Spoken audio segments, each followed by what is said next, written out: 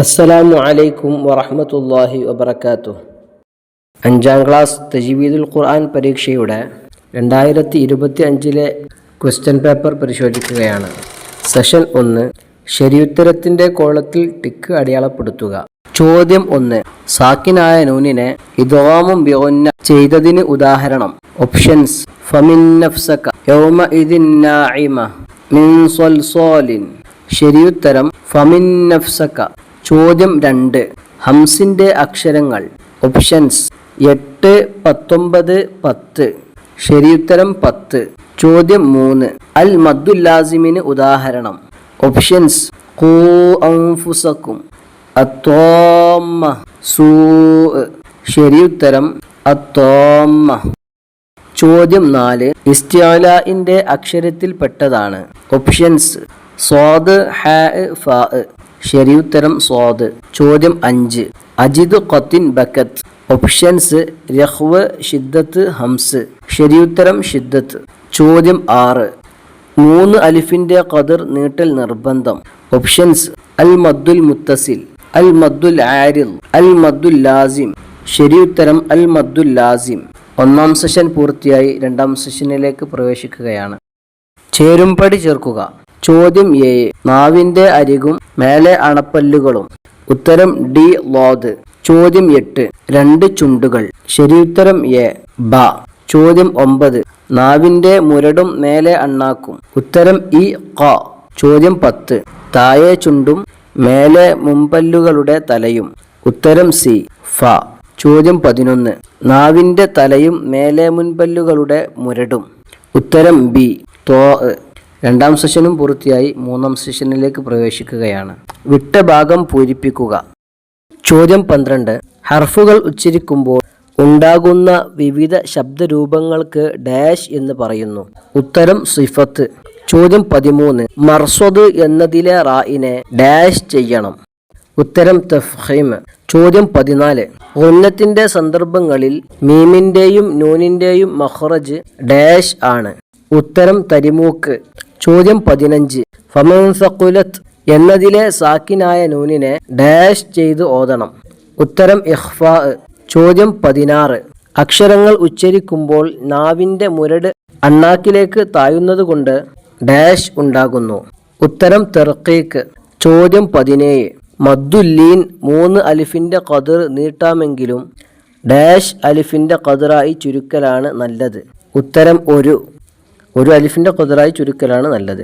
3ാം സെഷനും പൂർത്തിയായി. ഇനി 4ാം സെഷനിലേക്ക് പ്രവേശിക്കുകയാണ്. ഒറ്റ വാക്കിൽ ഉത്തരം എഴുതുക. ചോദ്യം 18, മുഴക്കത്തോടെ ഉച്ചരിക്കേണ്ട 5 ഹർഫുകൾ ഏതെല്ലാം? ഉത്തരം ഖുത്ബജദ് എന്നിലുള്ള ഖാഫ്, ത്വാ, ബാ, ജീം, ദാൽ എന്നീ 5 ഹർഫുകൾ. ചോദ്യം 19, ഖുറൈശ് എന്നതിലെ മദ് ഏതാണ്? ഉത്തരം മദ്ദുല്ലീൻ. ചോദ്യം 20, ഫഇമ്മാ മന്നം ബഅദു ഇതിലെ തൻവീനിൻ്റെ വിധി എന്ത്? ഉത്തരം അൽ ഇഖ്ലാബ്. ചോദ്യം 21, ജലാലത്തിൻ്റെ ഇസ്മിലെ ലാമിനെ തർഖീഖ് ആക്കിയതിന് ഒരു ഉദാഹരണം. ഉത്തരം ധാരാളം ഉദാഹരണങ്ങളുണ്ട്. അതിൽ പാഠത്തിൽ കൊടുത്തത് ബിസ്മില്ലാഹിർ റഹ്മാനിർ റഹീം. ചോദ്യം 22, ഇസ്തിഫാലിൻ്റെ ഹർഫുകൾ എത്ര? ഉത്തരം 22. ചോദ്യം 23, ഹൽഖിൻ്റെ മേലെ അറ്റത്ത് നിന്ന് പുറപ്പെടുന്ന 2 അക്ഷരങ്ങൾ. ഉത്തരം ഗൈന്, ഖാ. 4ാം സെഷനും അവസാനിച്ചു. 5ാം സെഷനിലേക്ക് പ്രവേശിക്കുകയാണ്. ഒറ്റ വാചകത്തിൽ ഉത്തരം എഴുതുക. ചോദ്യം 24, ലഫീ ഖുസ്ർ എന്നതിലെ റായിനെ തഫ്ഖീം ചെയ്യാൻ കാരണമെന്ത്? ഉത്തരം സുക്കൂനുള്ള റായിന് മുമ്പുള്ള അക്ഷരം സാക്കിനാവുകയും അതിൻ്റെ മുമ്പുള്ളതിന് ലൊമ്മും ആയതിനു വേണ്ടി അതിലെ റായിനെ തഫ്ഖീം ചെയ്തു. ചോദ്യം 25, ജഹറിൻ്റെ അക്ഷരങ്ങളുടെ പ്രത്യേകത എന്ത്? ഉത്തരം ഇവ ഉച്ചരിക്കുമ്പോൾ കാറ്റ് പുറപ്പെടരുത്. ചോദ്യം 26, തഫ്ഖീം ഉണ്ടാകുന്നത് എങ്ങനെ? ഉത്തരം നാവിൻ്റെ മുരട് അണ്ണാക്കിലേക്ക് ഉയർത്തുന്നത് കൊണ്ട് തഫ്ഖീം ഉണ്ടാകുന്നു. ചോദ്യം 27, ലാമുൽ ജലാലയെ തഫ്ഖീം ചെയ്യേണ്ടത് എപ്പോൾ? ഉത്തരം ജലാലത്തിൻ്റെ ഇസ്മിന് മുമ്പ് ഫതഹോ ലൊമ്മോ ആയാലാണ് തഫ്ഖീം ചെയ്യേണ്ടത്. ചോദ്യം 28, ഖുർആൻ എല്ലാ നിലക്കും മറ്റെന്തിൽ നിന്നും വ്യത്യസ്തമാവാൻ കാരണമെന്ത്? ഉത്തരം വിശുദ്ധ ഖുർആൻ ഇലാഹി വചനങ്ങളായതുകൊണ്ട്. ചോദ്യം 29. എല്ലാ സമയത്തും തഫ്ഖീം ചെയ്യേണ്ട ഹർഫുകൾ ഏവ? ഉത്തരം ഇസ്തിഅലാഇന്റെ അക്ഷരങ്ങളായ ഖുസ്സ ലഗ്തിൻ ഖിൽ എന്നതിലെ ഖാ, സ്വാദ്, ളാദ്, ഗൈന്, ത്വാ, ഖാഫ്, ളാദ് എന്നീ 7 ഹർഫുകൾ. ചോദ്യം 30. ഇസ്തിഅലാഉം ഇത്ബാഖും തമ്മിലുള്ള വ്യത്യാസമെന്ത്? ഉത്തരം തഖ്ഫീമായാണ് ഇസ്തിഅലാഇന്റെ ഹർഫുകളെ ഉച്ചരിക്കേണ്ടത്. അതോടൊപ്പം നാവിൻ്റെ മധ്യവും കൂടി അണ്ണാക്കിലേക്ക് ഉയർത്തി കൂടുതൽ തഖ്ഫീം ചെയ്യേണ്ട ഹർഫുകളാണ് ഇത്ബാഖിൻ്റേത്.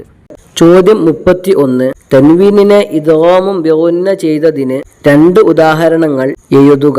ഉത്തരം അതിന് ധാരാളം ഉദാഹരണങ്ങളുണ്ട്. കിതാബിൽ പറഞ്ഞ ചില ഉദാഹരണങ്ങൾ സ്ക്രീനിൽ കാണിക്കുന്നു. നമ്മുടെ ഇന്നത്തെ ചർച്ച ഇവിടെ അവസാനിപ്പിക്കുകയാണ്. ഇൻഷാ അല്ലാഹ് ഇനിയും തുടരും. അസ്സലാമു അലൈക്കും വറഹ്മത്തുള്ളാഹി.